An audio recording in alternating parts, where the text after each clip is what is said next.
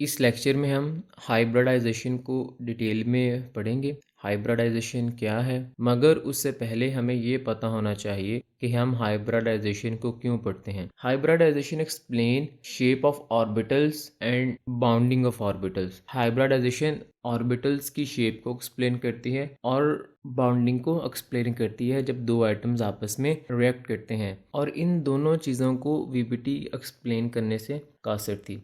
VBT एक theory थी जिसे हम वैलेंस बॉन्ड थ्योरी कहते हैं, और वीबीटी का कहना यह था कि कोई भी एटम उतने नंबर ऑफ कोवलेंट बॉन्ड बनाएगा जितने उसके पास अनपेयर्ड इलेक्ट्रॉन है। फॉर एग्जांपल हाइड्रोजन की valence shell electronic configuration 1s1 है। इसके वैलेंस शेल में एक इलेक्ट्रॉन है। इसका मतलब जब हाइड्रोजन किसी दूसरे एटम के साथ रिएक्ट करेगा तो ये एक बॉन्ड बनाएगा। अगर हम कंप्लीट इलेक्ट्रॉनिक कॉन्फ़िगरेशन की बात करें तो है 1s2 2s2 2p4, और इसकी जो वैलेंस शेल इलेक्ट्रॉनिक कॉन्फ़िगरेशन है वह 2p4 की। इसके वैलेंस शेल में 4 इलेक्ट्रॉन्स मौजूद होते हैं, 2 इलेक्ट्रॉन पेयर्ड हैं और जो 2 इलेक्ट्रॉन हैं अनपेयर्ड हैं। अब अकॉर्डिंग टू वीबीटी ऑक्सीजन को 2 बॉन्ड बनाने चाहिए, और ऐसा ही होता है। कार्बन एटम के केस में ये चीज़ अप्लाई नहीं होती। कार्बन एटम की इलेक्ट्रॉनिक कॉन्फ़िगरेशन है 1s2 2s2 and 2p2।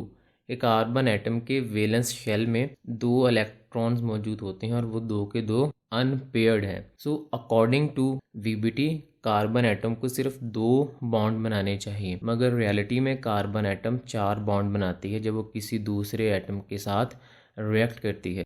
So bonding and shape of orbitals of carbon atom can't be explained by valence bond theory. Carbon atom जितने भी बॉन्ड बनाती है उन सब की जो लेंथ है वो सेम होती है, उन सब की जो बॉन्ड एनर्जी है वो सेम होती है, उन सब बॉन्ड के दरमियान जो एंगल है वो भी सेम होता है। अगर हम अल्केन की बात करें उसमें भी सेम यही सिनेरियो होता है, अगर एल्कीन्स की बात करें उसमें भी यही सिनेरियो होता है, और अगर अल्काइंस की बात करें उसमें भी यही सिनेरियो होता है। हाइब्रिडाइजेशन, वर्ड हाइब्रिडाइजेशन हाइब्रिड से डराइव है। हाइब्रिड का मतलब मिक्सचर ऑफ टू और more than two substance. Chemistry में हाइब्रिडाइजेशन का मतलब मिक्सिंग ऑफ एटॉमिक ऑर्बिटल्स होता है। Hybridization defined as intermixing of atomic orbitals having different shape and energy to give rise new orbitals of same energy and shape but different orbitals। Hybridization में क्या होता है कि दो या दो से ज़्यादा या जितने भी एटॉमिक ऑर्बिटल्स हैं उनकी एनर्जी डिफरेंट होती है, उनकी जो शेप वो डिफरेंट होती है, वो आपस में इंटरमिक्स होते हैं, और इंटरमिक्स होने के बाद नए ऑर्बिटल्स बनते हैं। जो नए ऑर्बिटल्स बनते हैं उनकी जो एनर्जी है, उनकी जो शेप है वो सेम होती है, लेकिन उनकी जो ओरिएंटेशन है वो डिफरेंट होती है। इन नए बनने वाले हाइब्रिड एटॉमिक ऑर्बिटल्स को हम डीजेनरेट एटॉमिक ऑर्बिटल्स भी कहते हैं।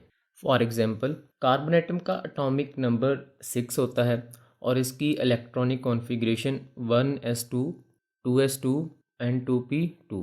कार्बन एटम्स के वैलेंस शेल में 2 इलेक्ट्रॉन्स मौजूद होते हैं और दोनों के दोनों अनपेयर्ड होते हैं। जो s ऑर्बिटल है उसकी जो शेप है वो सर्कुलर होती है और उसकी ओरिएंटेशन एक ही होती है। आप चाहे उसको एक्स प्लेन में ले जाएं, वाई प्लेन में या जी प्लेन में, उनकी जो ओरिएंटेशन है वो सेम रहती है।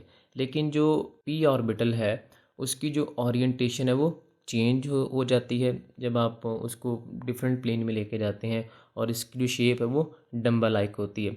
एक्स प्लेन में इसकी ओरिएंटेशन कुछ होती है, वाई प्लेन में इसकी ओरिएंटेशन कुछ होती है, और जी प्लेन में इसकी ओरिएंटेशन कुछ और होती है। ग्राउंड स्टेट में कार्बन एटम का एटॉमिक नंबर 6 होता है और इसके electronic configuration 1s2 2s2 and 2p2 होती है, यानी इसके वैलेंस शेल में सिर्फ 2 इलेक्ट्रॉन मौजूद होते हैं। लेकिन जब कार्बन एटम एक्साइटेड स्टेट में होती है तो इसका जो एटॉमिक नंबर है वो सेम रहता है, लेकिन इसकी जो इलेक्ट्रॉनिक कॉन्फ़िगरेशन है वैलेंस शेल ऑर्बिटल की वो चेंज हो जाती है। यानी पहले 1s2 2s2 एंड 2p2 थी, लेकिन एक्साइट होने के बाद ये 1s2 2s2 and 2s1 and 2p3 हो जाती है कि इसके वैलेंस शेल में एक इलेक्ट्रॉन ज़्यादा हो जाता है, और वो जो एक्स्ट्रा इलेक्ट्रॉन है वो s ऑर्बिटल से एनर्जी एब्जॉर्ब करने के बाद p ऑर्बिटल में आ जाता है। अब ये जो अनपेयर्ड इलेक्ट्रॉन्स हैं, s का इलेक्ट्रॉन और p के 3 इलेक्ट्रॉन्स, ये आपस में इंटरमिक्स होते हैं और इंटरमिक्स होने के बाद 4 हाइब्रिड ऑर्बिटल्स बनते हैं और इन हाइब्रिड ऑर्बिटल्स को हम डीजेनरेट ऑर्बिटल्स भी कहते हैं। इनकी एनर्जी सेम होती है, इनकी शेप सेम होती है, मगर इनकी जो ओरिएंटेशन है वो मुख्तलिफ होती है। यहाँ पर एक बहुत इम्पॉर्टेंट क्वेश्चन अराइज होता है, कार्बन एटम इस तरह एक्साइटेड स्टेट में जाता है, क्या हम कार्बन एटम को खुद एनर्जी प्रोवाइड करते हैं? वो कौन सा फिनोमेना है जिसके through carbon atom excited state में जाता है और उसके बाद हाइब्रिडाइजेशन स्टार्ट होती है? बहुत सारी थ्योरीज हैं जो इस क्वेश्चन को आंसर करती हैं, बट सबसे वाइडली एक्सेप्ट ये किया जाता है कार्बन एटम के वैलेंस शेल में जो 2 अनपेयर्ड इलेक्ट्रॉन्स होते हैं वो एट अ टाइम किसी दूसरे एटम के साथ बॉन्ड बनाते हैं, और जब बॉन्ड बन जाता है या बनने लगता है तो एनर्जी रिलीज होती है। अब वो जो एनर्जी है वो एस ऑर्बिटल के इलेक्ट्रॉन को एक्साइट करती है, और उस एक्साइटेशन की वजह से एस ऑर्बिटल का एक इलेक्ट्रॉन पी ऑर्बिटल में शिफ्ट हो जाता है, और इस शिफ्टिंग के बाद चारों ऑर्बिटल्स आपस में इंटरमिक्स होते हैं, और इंटरमिक्स होने के बाद हाइब्रिड ऑर्बिटल्स बनते हैं। ये था एक ब्रीफ सा इंट्रोडक्शन हाइब्रिडाइजेशन का। नेक्स्ट लेक्चर में हम हाइब्रिडाइजेशन की टाइप्स को देखेंगे विद सूटेबल एग्जांपल। अगर इस लेक्चर में कोई भी कन्फ्यूजन हो, to let me know in comment section.